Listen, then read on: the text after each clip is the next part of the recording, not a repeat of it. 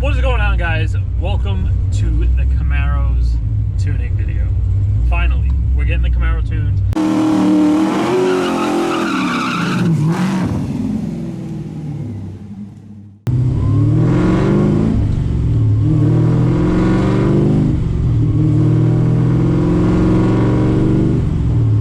Alright guys, finally! Today's the day the Camaro's getting tuned. So I'm about 8 minutes away from Tunetime right now. Before I hopped in the car, I just finished hooking up the pulse width wire going from one of the injectors for the meth controller. That was like the last thing I had to wrap up, I forgot to do. And I'm actually meeting James down there. He's going to be doing the tuning. You guys remember he helped me out with the Trans Am when we did the dyno video on that. And yeah, hopefully everything goes well. Honestly, I'm a little nervous because this is the first time the car has been, revved out, brought to red line with this new motor. Anything can happen. Hopefully only good things happen. The transmission is still giving me some problem. I was just kind of getting on a little bit on the way down here, and for sure the second gear synchro is just done when it comes to aggressively shifting. I can't, if I even put a little pressure on it to kind of quick shift, pop the clutch in, immediately it'll pop out of gear to go into second. But it grinds right before it goes in. Every other gear is fine, so we're gonna have to address the transmission, especially when we start, getting on it at the track. I'll give you a little example here. So let's take off in first gear. I'm gonna do the same thing, but going into third now.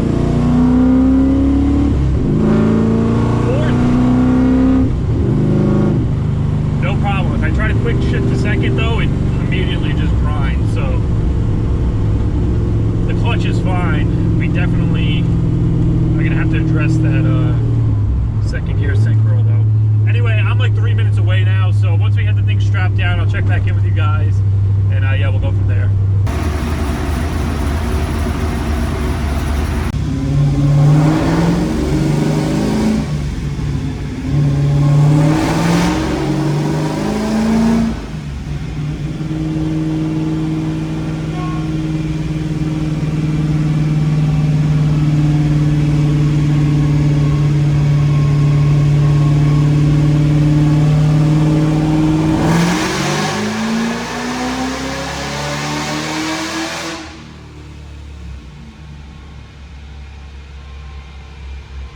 Alright guys, so we're kind of dialing everything in. We just did a couple of very short pulls trying to see where the fueling's at, and for some reason it's going lean up top.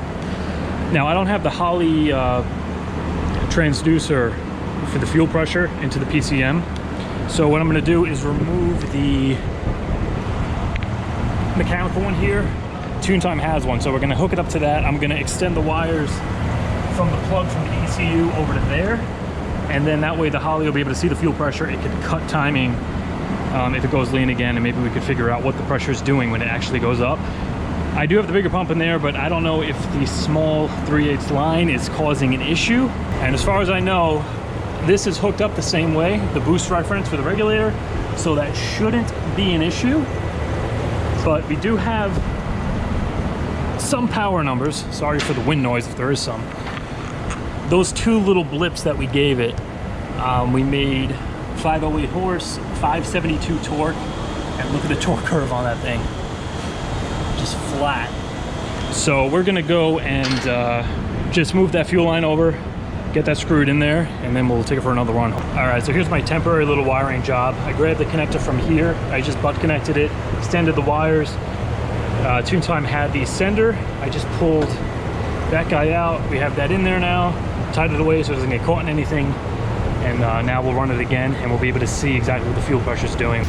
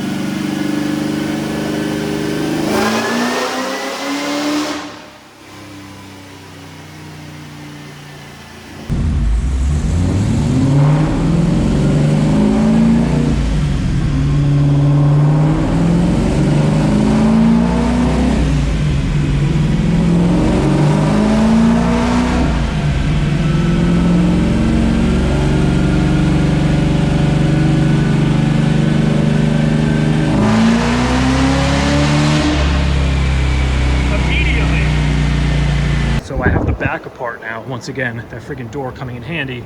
We checked to see if the connection at the pump split, which it didn't. I just tightened the clamps a little more now just to be sure too.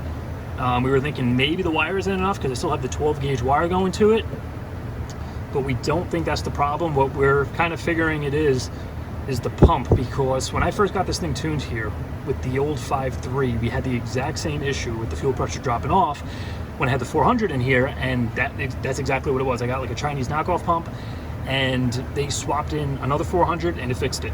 Yeah, I'm pretty much in the same boat where the pump's just defective. So right now we're gonna look around the shop, see if we can find a Hellcat pump laying around. All right guys, so I'm heading on back to the garage now. Yeah, basically we couldn't get it to work. We tried looking around the shop to try to find like an old stock Hellcat pump or something, but they didn't have anything. So I'm gonna go online, try to find maybe a couple of 340 Aeromotive pumps and get them in there if they're gonna fit inside the tank. All in all though, I'm happy with the car. We actually took 2 separate cars because usually I'll ride down there with James and I'm like, you know what, you wanna take 2 just in case.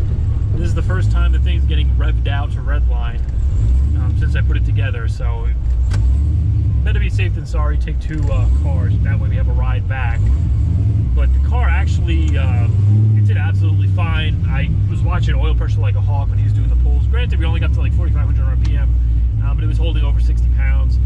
Here we are, we made it back. So all in all, it wasn't a bad day. I do have a rental that I'm signed up for on July 13th. So I'm gonna try to get everything together as quick as possible, make it back to Tunetime by the 11th. So hopefully we'll have everything dialed in and we'll make that track day for that following Monday. But yeah, I'm gonna keep you guys filled in on this. This week, I'm gonna tackle the whole pump issue. I'll put a video out on it. And from there, hopefully we'll get the fuel issue fixed and we'll be ready to make some power. But for now, it's gonna do it for this one. See you in a few days.